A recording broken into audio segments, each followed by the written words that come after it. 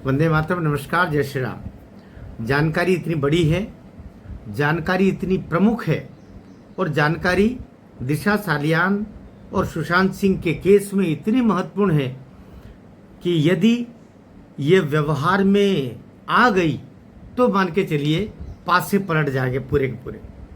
मनहर की गपशप में मैं डॉक्टर मनहर एक ऐसी बात आपको बताने जा रहा हूँ जो आपके नीचे पाँव की ज़मीन खिसकाने के लिए पर्याप्त होगा।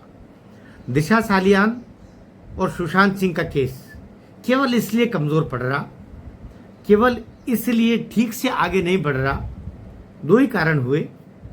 एक तो ये कि दिशा सालियान के पिता ने अर्थात सतीश सालियान जी ने खुद ये बोल दिया था उद्धव ठाकरे के डर से कि मेरी बेटी ने न तो आत्महत्या की है और न ही उसे किसी ने मारा है, बल्कि यह तो एक दुर्घटना में वहाँ से गिर गई थी, ऐसा ऐसा हुआ है, उसको बदनाम न करो। एक वाक्य उनका, एक जो उस समय का उनका कथन है, ये कथन ही मीडिया और मीडिया ही नहीं बल्कि पुलिस ने भी इस पर कॉन्ग्लिजेंस लिया और इस कारण से इस केस को आगे बढ़ाया नहीं, इसकी जांच ही नहीं की। हालात ये हो गई, इसकी जांच ही नहीं की।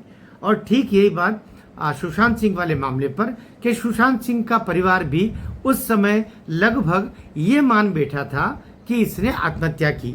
और आत्महत्या क्यों कर ली इसने, आत्महत्या क्यों कर ली इसने, आत्महत्या क्यों कर ली इसमें, बस एक नैरेटिव ऐसा बन गया कि दिशा सालियान की दुर्घटना में मृत्यु हुई और बाद में सुशांत सिंह राजपूत ने सुसाइड कर लिया। और यही चीजें कालांतर में एकदम गलत सिद्ध हुई। जब जांचें आगे बढ़ी, नरेशंस नए नए पता चले, तो सत्य लोगों को और जानकारियां प्राप्त हुई।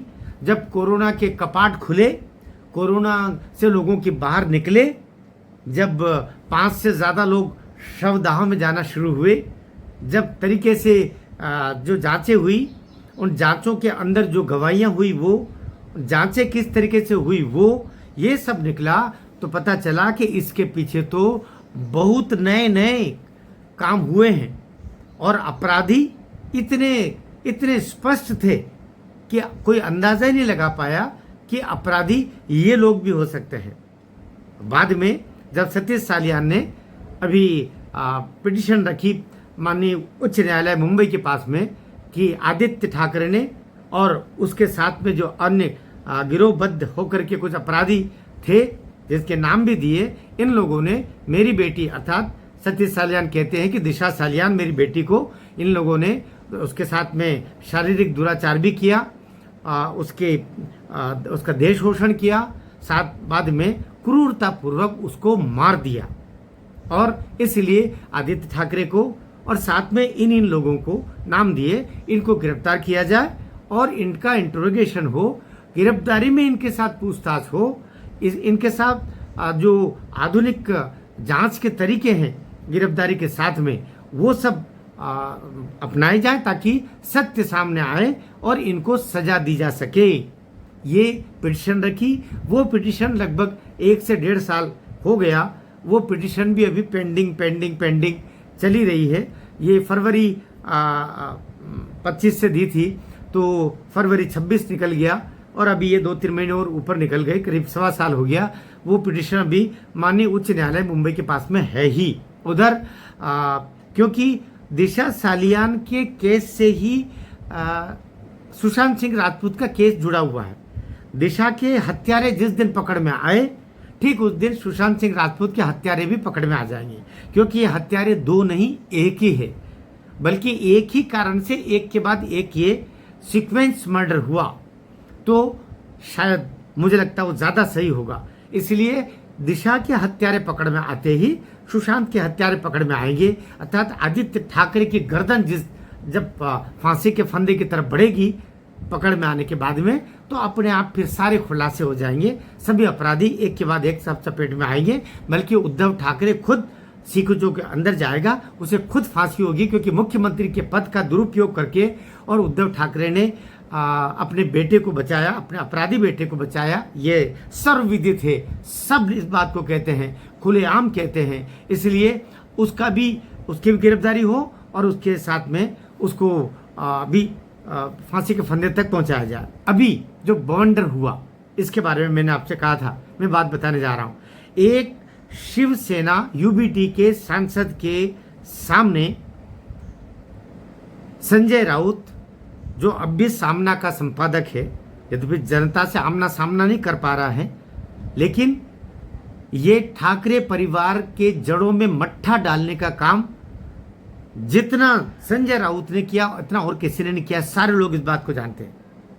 अभी जो बात निकल के आई कि संजय राउत ने नशे की हालत में, बताते हैं नशे की हालत में, नशा शराब का किया होगा, किसका किया होगा ये तो उससे कोई पूछे तभी बताएगा, क्योंकि साथ में जो बंदा था वो नशे की हालत में नहीं था। एक कोई यूबीटी का सांसद जिसका नाम छन के बाहर नहीं आ रहा है, उसके साथ में ये नशे की अवस्था में संजय राउत ने बताया कि उसके पास में वो क्लिप है जिसमें दिशा सालियान के साथ में दुराचार होता है, और बाद में उसको वहाँ से कहाँ लेके गए, किस तरीके से लेके गए, पोस्टमार्टम की भी ओरिजिनल जो क्लिप है वो संजय राउत के पास में है। और केवल यही कारण है जिसके कारण से न तो उद्धव ठाकरे और न ही आदित्य ठाकरे कभी संजय राउत को चुम तक नहीं बोल पाते। ये बात अलग है कि छिपी हुई बात ये आई थी कि उसके साथ पिटाई हुई, उसके साथ ये हुआ, लेकिन मुखर रूप से कभी भी सबके सामने ये उसका अपमान करने की हिम्मत तक नहीं कर पाते। और उसकी ये बात भी खुल करके संजय राउत ने उसको बताई कि मेरे पास वो सब है, मैं जिस दिन चाहूं आदित्य को फांसी के फंदे पर लटकवा सकता हूं। ये कितनी बड़ी बात है। अगर वो चीज अब मुझे लगता है कि सीबीआई कहां चूक कर रही थी।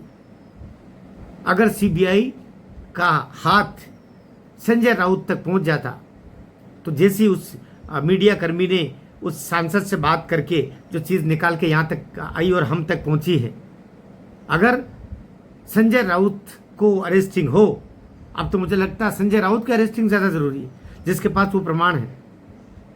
उसकी कॉपियां और निकाली है, लेकिन उसके पास ओरिजिनल है। कॉपियां तो कहते हैं कि इधर नीलेश ओझा जी के पास में भी है, उन्हीं कॉपियों में से, लेकिन ओरिजिनल उसके पास में, कोर्ट ओरिजिनल पूछता है।